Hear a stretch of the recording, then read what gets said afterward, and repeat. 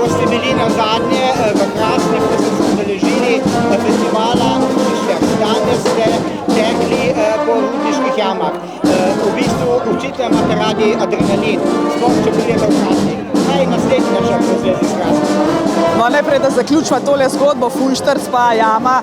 Tekla sicer nisem, ampak hitra hoja, se vidi vseeno vroče. Gnal me pa ven Funštrc, ker vem, da so ga danes spet pripravili in evo, lačna sem prišla z jame, bom šla nekaj pomalcat. Naslednji izziv, zagotovo se bo v Zasavskih revirjih še kaj našlo, čeprav sem v teh krajih bila že večkrat, ampak vedno je lepo, na današnji dan pa še posebej.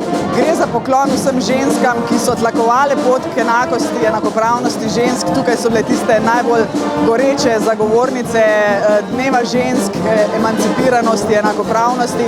Torej poklon vsem njim, pa vendarle 500 žensk v jami.